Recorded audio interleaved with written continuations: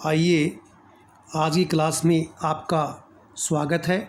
और आज हम एक टॉपिक डिस्कस करने वाले हैं जिसका नाम है ब्रोंकियल अस्थमा। और आपने सुना होगा कई लोगों से, इसको दमे की बीमारी भी बोलते हैं। और कई लोग तो ये भी बोलते हैं, सांस की बीमारी बोल देते हैं और बोलते हैं दमे की बीमारी दम के साथ ही जाती है। दम का मतलब जब जी निकलता तभी जाती है, क्योंकि अस्थमा वैसे बेसिकली कुछ ऐसी डिजीज होती हैं जैसे कि अस्थमा है, डायबिटीज़ है, हाइपरटेंशन है, ये नॉन क्योरेबल है। नॉन क्योरेबल का मतलब ये है कि ये जड़ से ख़त्म नहीं होंगी। आप प्रिकॉशन रखेंगे, दवाई लेंगे तो ये बीमारी आपके कंट्रोल में रहेगी।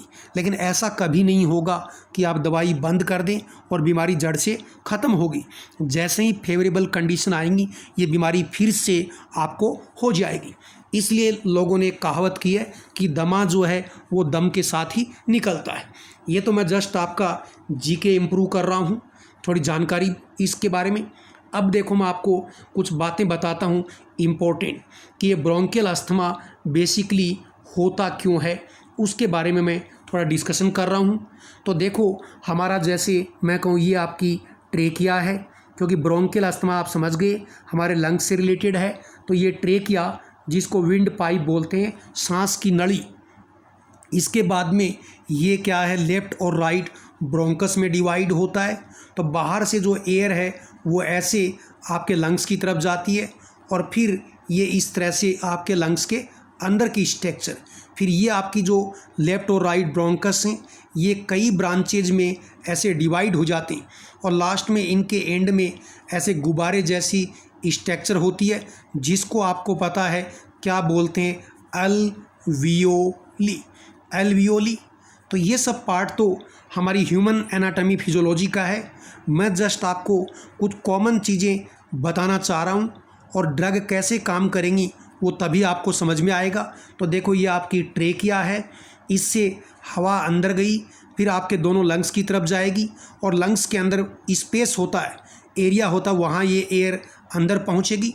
और हमारे लंग्स के अंदर की जो वाल है, इस एरिया को बोलेंगे ब्रोंकियल स्मूथ मसल।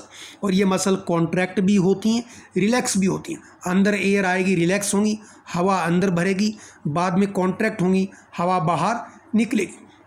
ये प्रोसेस चलता है और जितने हमारे लंग्स को कॉन्ट्रैक्ट और रिलैक्स होना है उसके अकॉर्डिंग है, तो आपको कोई प्रॉब्लम नहीं है।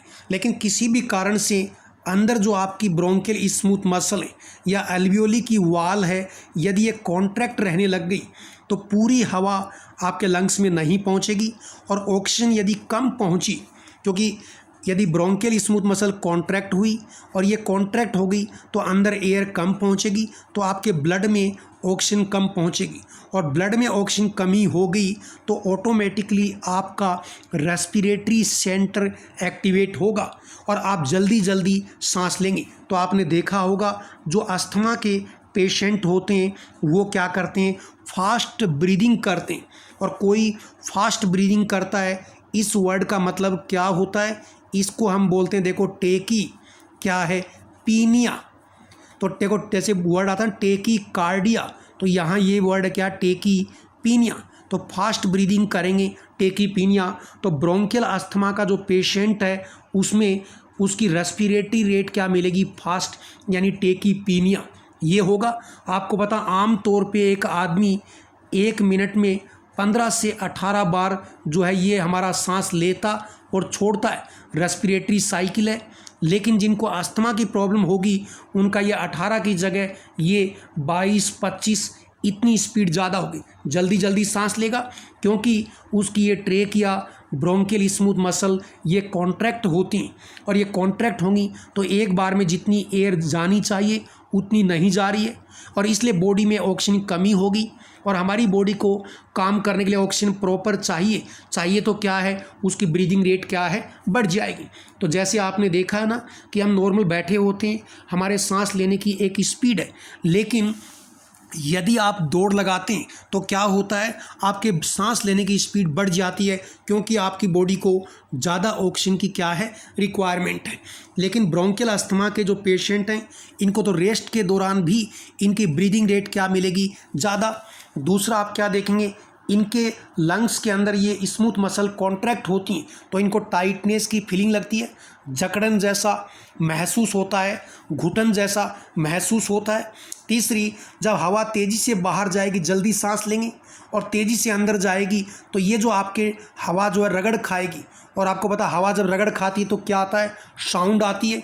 इसलिए आप देखेंगे जिनको ब्रोंकियल अस्थमा की प्रॉब्लम है या कई बार आपको खांसी होती है और आपके लंग्स में कफ जम जाता है तो सांस छोड़ते और लेते वक्त साउंड आती है, तो व्हीजिंग साउंड।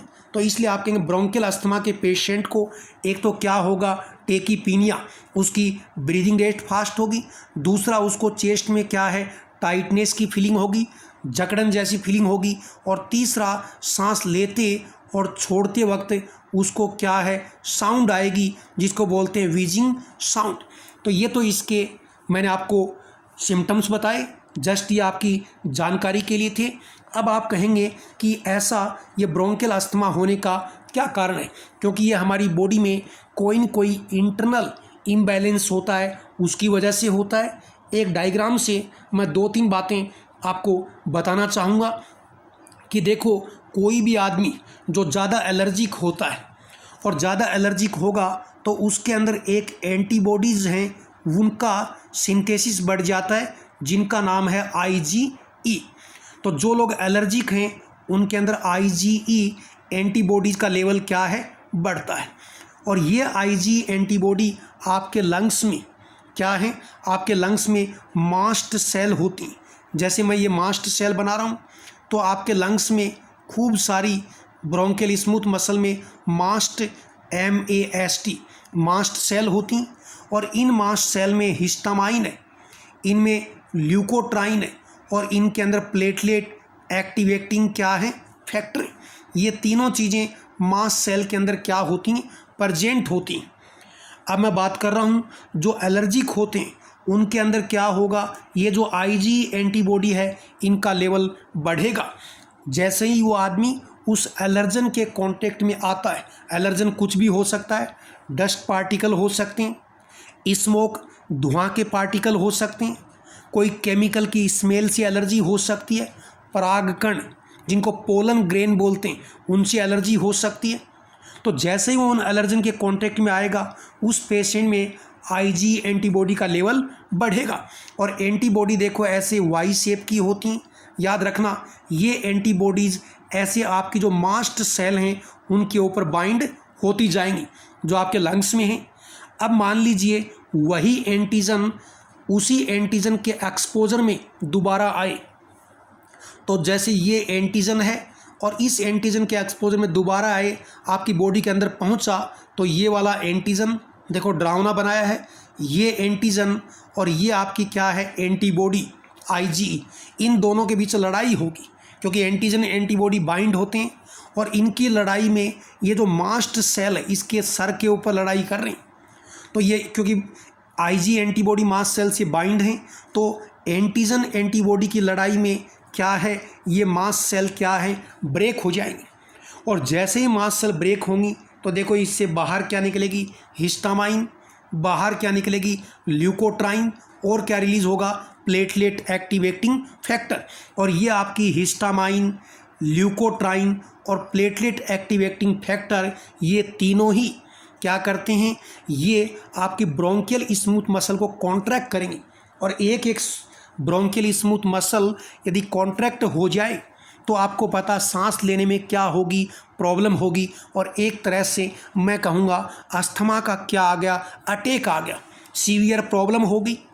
तो आपने देखा कि क्या हुआ, जो लोग एलर्जिक हैं और अलग अलग चीज़ों से एलर्जिक हो सकते हैं उनमें कौन सी एंटीबॉडी का लेवल बढ़ता, IgE का। और यदि उस एंटीजन के कांटेक्ट में दोबारा आएंगे, एंटीजन बॉडी के अंदर जाएगा तो एंटीजन एंटीबॉडी की रिएक्शन और उससे मास्ट सेल ब्रेक होगी, और ब्रेक होते ही इसके अंदर के जो केमिकल हैं हिस्टामाइन, ल्यूकोट्राइन LT और PAF प्लेटलेट एक्टिवेटिंग फैक्टर बाहर आएंगी और आपकी ब्रोंकियल स्मूथ मसल कॉन्ट्रैक्ट और अस्थमेटिक प्रॉब्लम हो गई। एक कारण ये है। अब देखो ड्रग ऐसे ही काम करती जिससे प्रॉब्लम होती उसको ठीक करती। अब देखो मैं इसमें ड्रग डिस्कस करूंगा। ड्रग क्या करेंगी, जो IgE एंटीबॉडी हैं इनको मास्ट सेल पे बाइंड ही नहीं होने देंगे। क्योंकि मास्ट सेल टूटती तो प्रॉब्लम होती है। तो आईजी एंटीबॉडीज जो हैं या तो इन एंटीबॉडीज़ का फॉर्मेशन कम कराएं, तो ये भी कर सकते हैं। और आपको बता दूं, जो स्टीरॉइड होते हैं ये हमारे इम्यून सिस्टम को सप्रेस भी करते हैं, तो ये एंटीबॉडीज़ का फॉर्मेशन कम करवा सकते हैं, ये ड्रग भी दे सकते हैं। तो या तो हम आईजी एंटीबॉडी का फॉर्मेशन कम कराएं, या जो आईजी एंटीबॉडी इनको हम यहाँ मास्ट सेल पे बाइंड नहीं होने दें, ये भी कर सकते हैं। इसके अलावा देख रहे हैं कि मास्ट सेल को स्टेबलाइज करें। स्टेबलाइज का मतलब इसको ब्रेक नहीं होने दें, तो ये सब चीज़ें अंदर रहेंगी। और यदि मास्ट सेल ब्रेक हो गई तो मास्ट सेल को स्टेबलाइज करें, तो कौन सी ड्रग आएंगे, देखो मास्ट सेल स्टेबलाइजर, वो दें। और यदि मास्ट सेल ब्रेक होगी तो हिस्टामाइन रिलीज होगा, इसके एक्शन को रोकने के लिए कौन सी ड्रग देंगे, एंटी हिस्टामिनिक। ल्यूकोट्राइन के एक्शन को रोकने के लिए ल्यूकोट्राइन एंटागोनिस्ट, ये रहा देखो ल्यूकोट्राइन एंटागोनिस्ट, ल्यूकोट्राइन के एक्शन को रोकने के लिए। और पीएफ के एक्शन को रोकने के लिए मैं बात करूंगा, पीएफ जो है एंटी पीएफ एक्शन देंगे, प्लेटलेट एक्टिवेटिंग फैक्टर इनिबिटर जो है वो देंगे, जिससे प्रॉब्लम क्या है आगे नहीं बढ़ेगी। तो आपने देखा कि जो पर्सन एलर्जिक हैं उनमें किसका सिंथेसिस होता है, आईजीई एंटीबॉडी का। और ये कहाँ बाइंड हुई, मास्ट सेल के ऊपर। और मास्ट सेल के ऊपर बाइंड होते ही, और मास्ट सेल के अंदर आपको पता है हिस्टामाइन, ल्यूकोट्राइन और क्या है, इसके अंदर ही है प्लेटलेट एक्टिवेटिंग फैक्टर। ये आपकी मास्ट सेल इतनी बड़ी, और जैसे ही आईजी एंटीबॉडी बाइंड हुई और जैसे ही वो एंटीजन से रिकॉन्टैक्ट हुआ, तो इन दोनों के इंटरेक्शन से मास्ट सेल ब्रेक हुई और ये सारे केमिकल आपके लंग्स में रिलीज होंगे और ब्रोंकियल स्मूथ मसल को कॉन्ट्रैक्ट करेंगे, ब्रोंकियल रिएक्टिविटी बढ़ेगी और अस्थमेटिक प्रॉब्लम जो नॉर्मल थी अब सीवियर होगी। अब इसको रोकने का इलाज क्या है, या तो मैं इन आईजी एंटीबॉडीज़ हैं इनको मास्ट सेल पे बाइंड नहीं होने दूं, तो इसकी ड्रग हम पढ़ेंगे नीचे। दूसरी पार्ट क्या है, दूसरा पार्ट इन मास्ट सेल को मैं क्या करूं, स्टेबलाइज, ये ड्रग रही मास्ट सेल स्टेबलाइजर, यही मैकेनिज्म। या फिर मैं क्या करूं, यदि हिस्टामाइन बाहर आएगी तो इसके एक्शन को रोकने के लिए कौन सी ड्रग है, एंटी हिस्टामिनिक, तो ये अलग चैप्टर में पढ़ेंगे। ल्यूकोट्राइन बाहर आई तो इनके एक्शन को रोकने के लिए क्या है, ये रहा देखो ल्यूकोट्राइन एंटागोनिस्ट, जो ल्यूकोट्राइन के एक्शन को उसके रिसेप्टर पे रोकेंगे। और यदि पीएफ आया, प्लेटलेट एक्टिवेटिंग फैक्टर आया, तो पीएफ इनिबिटर, और इसमें ड्रग का नाम है देखो जिंकोलाइड। जिंगोलाइड एक प्लांट होता है जिंगो बाइलोबा, ये कॉग्नोसी में आएगा। तो जिंगोलाइड जो है और जिंगोलाइड बी होते हैं, इनके अंदर मैक्सिमम पीएफ एंटागोनिस्ट एक्टिविटी होती हैं, इसके एक्शन को रोक देंगी तो ये ड्रग काम में लेगी। एक तो पार्ट ये हो गया। तो अब देखिए एक चीज़ मैंने आपको बताई, अब दूसरी चीज़ बताता हूँ इसी के साथ दूसरी चीज़ बता। देखो हमारे लंग्स में आप ये सोचें कि हमारे लंग्स में क्या है, सेल मेम्ब्रेन है। ये मान लीजिए सेल मेम्ब्रेन है, और सेल मेम्ब्रेन डबल लेयर होती है किसकी, फास्फोलिपिड मॉलिक्यूल की डबल लेयर होती है। और यहाँ एक एंजाइम है, मैं शॉर्ट में लिख रहा हूँ फास्फोलाइपेस A2। ये फास्फोलाइपेस A2 यदि एक्टिवेट हो, दोबारा से एक बार बात दिखा दूँ, मैंने क्या बताया, ये आपकी क्या है, सेल मेम्ब्रेन जो फास्फोलिपिड की डबल लेयर है, और ये कब हाइड्रोलाइज होती है, तो इस पे काम करता है एंजाइम जिसका नाम है फास्फोलाइपेस PHA2। आगे वन वर्ड में सब दिया है, समझना यहाँ पे है फास्फोलाइपेस A2 इस मेम्ब्रेन के जो फास्फोलिपिड हैं इनको हाइड्रोलाइज करेगा, और इससे बनता है A का मतलब मैं लिख रहा हूँ अर्किडोनिक एसिड, जो हम बायोकेमिस्ट्री में पढ़ते हैं अर्किडोनिक एसिड। और इस अर्किडोनिक एसिड को केमिकल है, इसको यूटिलाइज करते हैं दो एंजाइम, एक का नाम है देखो LOP, इसका मतलब लाइपोऑक्सीजनेस, LOP लाइपोऑक्सीजनेस। तो ये लाइपोऑक्सीनेस, इससे क्या बनेंगी, ल्यूकोट्राइन। तो देखो एक को करता लाइपोऑक्सीनेस, इससे क्या बनती है, ल्यूकोट्राइन्स LT। और ल्यूकोट्राइन के अपने रिसेप्टर होते हैं LTC4D4। आप तो इतना ही आ गया, ल्यूकोट्राइन रिसेप्टर पे काम करेंगी और ये ब्रोंको कॉन्ट्रैक्शन करती हैं और ये अस्थमा को प्रमोट करने का काम करती हैं। दूसरी तरफ देखो ये मैंने कहा मेम्ब्रेन फास्फोलिपिड हैं।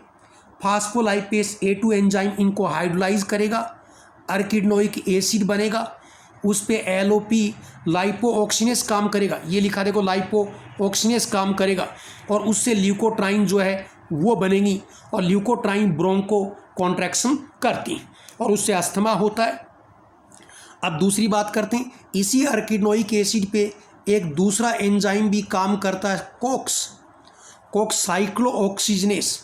कोक्स का मतलब क्या है? साइक्लोऑक्सीनेस, क्योंकि इससे साइक्लिक कंपाउंड बनते हैं, और इस कोक्स के एक्शन से मैं आपको बता रहा हूँ, इसमें जैसे मान लो PGE2 बना, PGE2 ये प्रोस्टाग्लैंडिन है, प्रोस्टाग्लैंडिन बनती हैं। ऐसे मैंने दूसरा लिखा PGI2, तो कोक्स के एक्शन से PGI2 और PGE2 ये प्रोस्टाग्लैंडिन बनी, और दूसरी तरफ इसके एक्शन से PGF2 अल्फा ये भी प्रोस्टाग्लैंडिन है, ये प्रोस्टाग्लैंडिन बनती हैं। फिर आपको जानकारी के लिए बता दूं, क्योंकि हम कई चीज़ों को एक साथ लेके चल रहे हैं, ये जो प्रोस्टाग्लैंडिन है PGI2 और E2 ये तो ब्रोंकियल स्मूथ मसल को डायलेट करती, रिलैक्स करती, जबकि इसके अपोजिट ये दिख रही है, बराबर का साइन लगा रहा हूँ, PGF2 अल्फा ये क्या है? ब्रोंकियल स्मूथ मसल को कॉन्ट्रैक्ट करती है। तो आप समझ लीजिए कि प्रोस्टाग्लैंडिन बनेगी, कुछ प्रोस्टाग्लैंडिन तो ब्रोंकाई को डायलेट करती हैं, और कुछ क्या ब्रोंकाई को कॉन्ट्रैक्ट यानी ब्रोंको कॉन्ट्रैक्शन करती हैं। लेकिन ये जो ल्यूकोट्राइन आपको दिख रही है, ये ब्रोंकाई को कॉन्ट्रैक्ट करेंगी, ब्रोंकियल रिएक्टिविटी बढ़ाएंगी, और आपकी अस्थमा को प्रमोट करने का काम करेंगी। अब देखो, मैं आपसे बात करता हूँ ड्रग के बारे में। ये तो मैंने डिजीज़ के बारे में बताया कि डिजीज़ कैसे होती है, और जिस तरह से डिजीज़ होती है उसका रोकथाम भी उसी तरह से किया जाता है। अब सबसे पहले देखो, स्टीरॉइड हम काम में लेते हैं, और स्टीरॉइड क्या करते हैं? एक्ट बाई इनहिबिटिंग फास्फोलाइपेस A2, ये रहा फास्फोलाइपेस A2। तो जो स्टीरॉइड हैं वो इस फास्फोलाइपेस A2 एंजाइम को इनहिबिट करेंगे, जिससे आपको पता है अर्किडोनिक एसिड कम बनेगा, और नीचे आपकी जो प्रोस्टाग्लैंडिन है और ये ल्यूकोट्राइन है, इन दोनों का ही फॉर्मेशन क्या हो जाएगा? कम हो जाएगा। तो ये स्टीरॉइड का मैकेनिज्म हो गया। एक ही वर्ड याद रखना है, स्टीरॉइड क्या करेंगे? फास्फोलाइपेस A2 को इनहिबिट करेंगे, जिससे अर्किडोनिक एसिड और जिससे आप कहेंगे प्रोस्टाग्लैंडिन इनका और ल्यूकोट्राइन का, इन सब का सिंथेसिस क्या है? कम हो जाएगा। और ल्यूकोट्राइन आपको पता है अस्थमा करती हैं, तो वो प्रॉब्लम अपने आप ठीक हो जाएगी, एक बात। दूसरी चीज़ मैं ये कह सकता हूँ कि देखो, यदि दूसरी चीज़ है, देखो ल्यूकोट्राइन एंटागोनिस्ट, ये ल्यूकोट्राइन LT आपको दिख रही हैं, और ये ल्यूकोट्राइन ब्रोंकियल अस्थमा क्या है? बढ़ाती। मैंने ऊपर की तरफ एरो लगाया, तो मैं इनका सिंथेसिस कम कर सकता हूँ। तो एक तरीका तो आपने कहा कि इस एंजाइम को इनहिबिट कर दिया, बहुत अच्छी बात है। दूसरा तरीका है इस एंजाइम को इनहिबिट कर दें, इसको लाइपोऑक्सीनेस को। तो लाइपोऑक्सीनेस को इनहिबिट करने वाली ड्रग कौन है? जेल्यूटेन इस एंजाइम को इनहिबिट करेगी, तो ल्यूकोट्राइन का सिंथेसिस क्या है? कम हो जाएगा। फिर क्या है? नीचे हैं ज़ैफिरल्यूकास्ट, मोंटेल्यूकास्ट, ये क्या करेंगी? ल्यूकोट्राइन का एक्शन बनने के बाद उसके रिसेप्टर पे आएगा, उसके रिसेप्टर को क्या करेंगे? अपोज करेंगे। तो इस तरह से ये ड्रग काम करती हैं। तो ये आपने देखा कि स्टीरॉइड ये फास्फोलाइपेस A2 एंजाइम को इनहिबिट करेंगी, डायग्राम बताया, उससे प्रोस्टाग्लैंडिन ल्यूकोट्राइन का सिंथेसिस कम हो जाएगा। और स्टीरॉइड जिनको हम इनहेल करते हैं, और इनका नाम याद रखना, यही स्टीरॉइड हैं जिनको हम इनहेल करते हैं, और इसको याद रखेंगे BB और क्या है? FFT, BB FFT। देखो दो BB, 2 B है ना, 1 BB, दूसरी BB मत समझना, 2 BB 2 FF और T। तो देखो स्टीरॉइड इनहेलेशन से तो दो BB 2 F और ये T, इससे याद रखेंगे ये स्टीरॉइड ऐसे हैं जो इनहेलेशन से काम करेंगे। तो बी से देखो बिक्लोमेथासोन, बी से बिडोसिनाइड, फिर एफ से फ्लूटिकासोन, फ्लिनोसोलाइड, और टी से क्या है? ट्रायमसिनोन। तो कई बार एग्जाम में क्वेश्चन आता है कि कौन सा स्टीरॉइड जिसको ब्रोंकियल अस्थमा में हम इनहेलेशन से लेंगे या नहीं लेंगे, तो BB FFT इनको ही याद रखना है। और यदि इनको आप इन्हेल करेंगे तो एक प्रॉब्लम होगी, ये आपके गले के अंदर जम जाएंगे और जिससे आपकी वॉइस जो है उसमें खराश टाइप की आवाज़ आएगी, वॉइस में बदलाव होगा।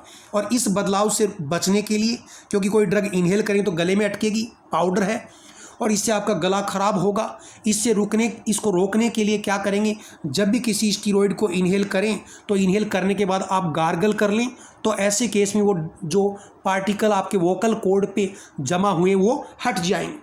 तो ये बात होगी। दूसरी कैटेगरी मैंने अभी आपको बताई थी कि मास्ट सेल स्टेबलाइज़र, क्योंकि मैंने आपको कहा कि आपके लंग्स में मास्ट सेल होती हैं जिनमें हिस्टामाइन, ल्यूकोट्राइन और प्लेटलेट एक्टिवेटिंग फैक्टर हैं। और यदि एंटीजन एंटीबॉडी की लड़ाई में ये मास्ट सेल ब्रेक होगी तो प्रॉब्लम हो जाएगी। तो हम मास्ट सेल को क्या करेंगे, स्टेबलाइज करेंगे। तो मास्ट सेल स्टेबलाइजर ड्रग जो हैं वो क्या करती हैं, इनिबिट मास्ट सेल एक्टिवेशन। इन दोनों की लड़ाई में ये मास्ट सेल को एक्टिवेट नहीं होने देंगी। कैसे, बाई ओपनिंग क्लोराइड चैनल। ये मास्ट सेल की सरफेस पे क्लोराइड चैनल उनको ओपन करते हैं। क्लोराइड कभी भी ओपन होगा हमेशा रिलैक्सेशन करता है, तो मास्ट सेल इनकी लड़ाई में रिलैक्स रहेंगी, एक्टिवेट गुस्से में नहीं होंगी और खुद ब्रेक नहीं होंगी। तो इस तरह से आपके मास्ट सेल स्टेबलाइजर काम करते हैं। अब देखो रिंग सिस्टम के अकॉर्डिंग, देखो क्रोमेन डेरिवेटिव क्योंकि इनमें क्रोमेन रिंग है, नॉन क्रोमेन डेरिवेटिव क्योंकि इसमें क्रोमेन रिंग नहीं है, तो केमिस्ट्री यहीं शामिल कर दी। अब नॉन क्रोमेन में कौन है, कीटोटिफेन ड्रग है, ये आती है। दूसरी क्रोमेन में कौन है, देखो क्रोमोलिन सोडियम, नाम में भी देखो क्रोमेन, क्रोमोलिन, और देखो नीडोक्रोमिल, इसमें देखो क्रोमिल और क्रोमेन। तो ये चीज़ कई बार नाम में होती। तो क्रोमेन डेरिवेटिव में देखो क्रोमोलिन सोडियम और नीडोक्रोमिल, और इधर नॉन क्रोमेन में कौन है, कीटोटिफेन। इन ड्रग के नाम याद रखना। तो ये जो है ये सभी मास्ट सेल स्टेबलाइजर हैं और इसके अंदर आपके लिखा हुआ है कि ये क्रोमोलिन और नीडोक्रोमिल है, इनको इन्हेलेशन से लेते हैं, चाहे सांस के थ्रू मुंह में पफ मारते हैं, इन्हेल करते हैं माइक्रोफाइन पाउडर, ऐसे बिल्कुल पाउडर की फॉर्म में, और आपके लंग्स में जाके वहाँ मास्ट सेल को स्टेबलाइज करेंगी, लेकिन गले में डिपॉजिट हो जाएंगी। तो इससे थ्रोट इरिटेशन और ब्रोंकियल स्पाज्म या खांसी, इस तरह की प्रॉब्लम इनके साथ में हो सकती है। जबकि ये कीटोटिफेन है, इसमें देखो additional anti histaminic activity, extra activity होती है और इसको ओरल रूट से एडमिनिस्टर करते हैं। और जिन ड्रग में एंटी हिस्टामिनिक एक्टिविटी होती है वो शेडेशन करती हैं, वो ड्राई माउथ करती हैं। ये एंटी हिस्टामिनिक ड्रग का साइड इफेक्ट है, तो उसी चैप्टर के अंदर मैं आपको बताऊंगा। तो ये क्लासिफिकेशन हो गया उसका। अब आते हैं नेक्स्ट कैटेगरी कौन सी है, तो नेक्स्ट आपके सामने है ये कौन सी, ल्यूकोट्राइन एंटागोनिस्ट। ये रहा ल्यूकोट्राइन एंटागोनिस्ट। और अभी मैंने आपको बताया था कि सेल मेम्ब्रेन में फास्फोलिपिड हाइड्रोलाइज होंगे फास्फोलाइपेज A2 से, उससे एर्किडोनिक एसिड, और फिर यहाँ कोक्स काम करता है, तब तो बनती हैं प्रोस्टाग्लैंडिन। कुछ प्रोस्टाग्लैंडिन ब्रोंकोडायलेशन, कुछ कॉन्ट्रैक्शन करती हैं, लेकिन ल्यूकोट्राइन तो हमेशा कॉन्ट्रैक्शन करती हैं। और यहाँ एंजाइम था LOP शॉर्ट में, और पूरा नाम है इसका लाइपो ऑक्सीजनेस, ये लिखा हुआ। और आपको पता है ल्यूकोट्राइन यदि बन गई तो ब्रोंकियल अस्थमा की प्रॉब्लम बढ़ती है। तो हम क्या करेंगे, इस एंजाइम को इनिबिट करेंगे। इसको इनिबिट करने वाली ड्रग मैं जेड से लिख रहा हूँ, ड्रग का नाम लिखा जेलुटोन। तो जेलुटोन का मैकेनिज्म हो गया कि इस एंजाइम को इनिबिट करेगी, जिससे ल्यूकोट्राइन का सिंथेसिस क्या है, कम हो जाएगा। यही आगे लिखा हुआ है। दूसरा, ये ल्यूकोट्राइन बनने के बाद इसके रिसेप्टर होते हैं, जैसे LT मैंने C4 लिखा, ऐसे D4 भी होते हैं। तो ये ल्यूकोट्राइन के रिसेप्टर, इनके थ्रू ये काम करती हैं और ब्रोंकियल अस्थमा की प्रॉब्लम क्रिएट करती हैं। तो ये एक तरीका तो ये है कि हम इस LOP एंजाइम को इनिबिट करें, जिससे ल्यूकोट्राइन का सिंथेसिस कम हो जाए। दूसरा तरीका है, इनका सिंथेसिस यदि हो गया तो इस रिसेप्टर पे काम करेंगी, तो इस रिसेप्टर को ब्लॉक करें। और इस रिसेप्टर को ब्लॉक करने वाली ड्रग कौन सी है, जाफिर ल्यूकास्ट, मोन्टेल्यूकास्ट। तो ये लिखा दिखा जाफिर ल्यूकास्ट, मोन्टेल्यूकास्ट। ल्यूकोट्राइन LT D4 चाहे B4 चाहे C4 रिसेप्टर एंटागोनिस्ट है। तो इस तरह से ये ड्रग ल्यूकोट्राइन के एक्शन को क्या करेंगे, अपोज करेंगे। अब और आगे आते हैं। इसके अलावा मैंने अभी आपको बताया था कि जो पर्सन एलर्जिक होता है उसमें क्या होता है, उसके अंदर कौन सी एंटीबॉडी बनती हैं। तो आपको बताया था IgE। और इनका लेवल बढ़ना और ऐसे मास्ट सेल पे बाइंड होंगी, और यदि फिर कोई एंटीजन आ गया तो एंटीजन से जुड़ेंगी और मास्ट सेल टूट जाएंगी और टूटते ही प्रॉब्लम हो जाएगी। इसलिए हम क्या करेंगे, इन आईजी एंटीबॉडीज़ को मास्ट सेल पे बाइंड नहीं होने देंगे, और नहीं होने देंगे तो कौन सी ड्रग लेंगे, देखो ये नीचे नीचे लिखा हुआ एंटी आईजी एंटीबॉडी, ऐसी एंटीबॉडी जो आईजी एंटीबॉडीज़ के एंटी हो। जैसे देखो आईजी एंटीबॉडीज़ हैं और इसके अगेंस्ट में कोई एंटीबॉडी हम बनाएंगे, जैसे लोहे को कौन काटेगा, लोहा ही काटेगा। इसलिए इस आईजी एंटीबॉडी की मास्ट सेल पे बाइंडिंग रोकने के लिए हमने एंटी आईजी एंटीबॉडी बनाई। ड्रग का नाम क्या, ओमलीजुमैब। अब ऐसे याद नहीं हो तो ओमलीजुमैब आमलेट, आमलेट ओमली आमलेट ऐसे याद करेंगे तो ये आईजी एंटीबॉडी ओमलीजुमैब इन एंटीबॉडीज़ को मास्ट सेल के साथ बाइंड नहीं होने देगी, ये करेंगे। इसके बाद और क्या लिखा आपके नोट्स में, और लिखा देखो पोटेशियम चैनल ओपनर। आपको हमेशा याद रखना है, जब टाइम आएगा तब मैं आपको ज़रूरत पे बताऊंगा कि कोई भी ड्रग यदि पोटेशियम चैनल को ओपन करती हो या कोई भी ड्रग क्लोराइड चैनल को ओपन करती हो तो एक्शन क्या होगा, एक्शन एक तरह से रिलैक्सेशन आएगा। अब रिलैक्सेशन को कई वर्ड में ले सकते हैं, जैसे आप कहें कि आपको गुस्सा आ रहा है, कोई कहे रिलैक्स हो जाओ, इसका मतलब क्या है, शांत हो जाओ, गुस्सा नहीं करना है। तो सेम चीज़ है, देखो potassium channel opener, drug potassium channel को ओपन करेंगे, पोटेशियम का मूवमेंट होगा और इससे क्या रिलैक्सेशन होगा, यानी आपकी जो मास्ट सेल हैं वो भी रिलैक्स होंगी। दूसरा मैं कहूँगा हमारी जो ब्रोंकियल स्मूथ मसल हैं वो भी रिलैक्स होंगी और इससे ब्रोंकोडाइलेशन जो है वो हो जाएगा। ड्रग का नाम क्या, क्रोमाक्लिन। तो इस तरह के नाम आ जाएंगे, समझ जाएंगे। एक ड्रग का नाम अभी याद कर लीजिए, तो पोटेशियम चैनल ओपनर है, पोटेशियम चैनल ओपन करके ये आपके ब्रोंकियल स्मूथ मसल को रिलैक्स कर देगी, तो ये ड्रग होगी। तो देखो अब तक आपने कौन कौन सी ड्रग डिस्कस कर ली। मैं थोड़ा आपको बताऊं कि हम स्टीरॉइड जो है इनको लेंगे और प्रेफरेबली इनको इनहेल करेंगे, क्योंकि यदि स्टीरॉइड की आपने टेबलेट खाई और ओरल रूट से लिया तो इनके बहुत ज़्यादा साइड इफ़ेक्ट हैं। और इनके क्या साइड इफ़ेक्ट हैं, यदि ओरल रूट से इनको लिया तो ये एसिड सिक्रेशन बढ़ाते हैं, उससे एसिडिटी होगी। दूसरा मैं कहूँगा आपके ब्लड में कैल्शियम लेवल कम करते हैं, उससे आपकी हड्डियाँ कमज़ोर हो जाएंगी। कोई वुंड हीलिंग है, कोई घाव है शरीर में, यदि आप स्टीरॉइड लेंगे तो वुंड हीलिंग स्लो होता है, डिले होता है। इसके अलावा ये आँखों के अंदर मोतियाबिंद, जिसको हम बोलते हैं कैटारैक्ट की प्रॉब्लम करते हैं। ऐसे कई सारी प्रॉब्लम जो है स्टीरॉइड के साथ में होती हैं यदि इनको आपने ओरल रूट से लिया। इसलिए हम इनको इनहेल करेंगे, सीधा लंग्स में जाएंगी, लंग्स में ही काम करना अस्थमा में, तो इसलिए इनका साइड इफ़ेक्ट क्या होगा, कम आएगा। इसलिए स्टीरॉइड को इनहेल करेंगे। फिर दूसरा पार्ट आपको बताया, हम मास्ट सेल को स्टेबलाइज करने की कोशिश करेंगे। ये क्रोमेन रिंग सिस्टम के अकॉर्डिंग, केमिस्ट्री के अकॉर्डिंग ये नाम है, तो केमिस्ट्री यहीं कवर हो रही है, इससे ज़्यादा कुछ आपके आता नहीं। फिर हमने कहा कि ल्यूकोट्राइन जो हैं उनको रोकेंगे, और ल्यूकोट्राइन का सिंथेसिस रोकने वाली ड्रग लाइपोऑक्सीनेस इनहिबिटर जो सिंथेसिस कम कर लेगी, जेल्यूटोन। ल्यूकोट्राइन के जो रिसेप्टर हैं उनको ब्लॉक करने वाली ड्रग जाफिरल्यूकास्ट, मोंटेल्यूकास्ट। ये जाफिर और मोंटेल्यूकास्ट काफ़ी इंपॉर्टेंट ड्रग हैं, ये बताई। फिर मैंने बीच की कुछ ड्रग छोड़ के मैंने आपको बताया कि आईजी एंटीबॉडी के एक्शन को रोकें तो एंटी आईजी एंटीबॉडीज़ इनको लेंगे, या पोटेशियम चैनल ओपनर क्रोमाक्लिन जो है इसको काम में लेंगे। तो अब तक का पार्ट मेरे ख्याल में आपको समझ में आ गया होगा। तो अब इसके बाद में और क्या तरीका है, और तरीका जिस एंटीजन से आपको दिक्कत है उसका एक्सपोजर कम से कम करें, और या फिर वो ड्रग लें जो क्या है ब्रोंको डायलेशन करें। तो इन ड्रग का डिस्कशन जो है अपनी नेक्स्ट क्लास के अंदर अपन करेंगे। तो इसी के साथ ही अब तक की क्लास के लिए आपको जय हिंद, नमस्कार।